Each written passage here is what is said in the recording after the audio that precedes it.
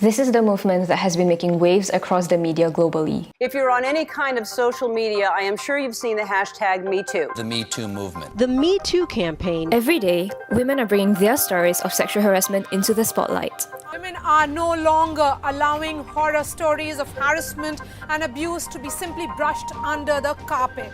But what about men who have experienced sexual harassment as well? Why aren't they speaking up? After all, this issue is not gender specific. Look at Terry Crews, for example. He shared how he was dismissed by people after he had spoke of his harassment experience with them. This is how toxic masculinity permeates culture.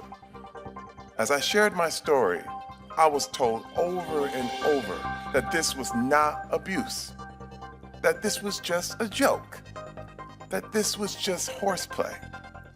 But I can say that one man's horseplay is another man's humiliation. Terry Crews' experience tells us that we must create a safe environment where men can begin to join the conversation. But first, we must tackle toxic masculinity, which is... Well, toxic masculinity is when men are expected to be strong, muscular, and unfeeling in times of anguish and sadness. But why is this toxic? Because it prevents men from speaking about their experiences. Are you crying? Am I crying? No, I'm not crying. You're crying. Our idea to combat this was simple. We tapped into the recognition and awareness of the MeToo campaign and created He Too. And who exactly are we targeting with our campaign? Those in their 20s to 30s. We found that this was the age group most male victims fell under. And in order to create a more supportive environment for them, we wanted to reach out to their peers. I'm Willie.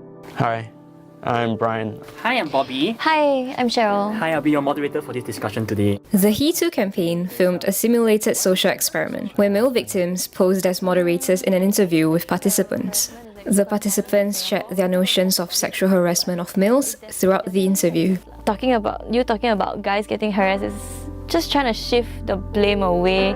Men are technically supposed to be stronger, and I don't think there'd be a chance for us to ever be physically attacked like that. Actually, I'd like to share with you something that happened to me. Oh, actually, I have actually been Sexually harassed before. So basically, I was going home from work one day, and you know how the MRTs are, so crowded, right? I felt a hand brushing. He kept trying to... At the end of the interview, the moderator reveals that he himself was actually a victim of sexual harassment and shares his experience with the participants. The stories were detailed and raw, but most importantly, they were real. They were evidence of the long-lasting effects that male victims could experience.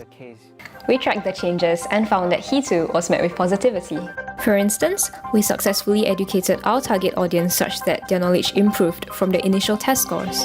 Similarly, attitudes about toxic masculinity also decreased from before the participants had viewed the video.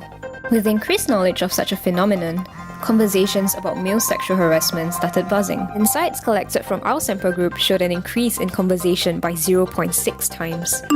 This meant that one conversation about male sexual harassment was initiated in every 2 people. This is just the beginning. If a small-scale campaign like ours could generate such positive change, what more if it were held on a larger scale like the MeToo campaign? When it comes to sexual harassment, He Too.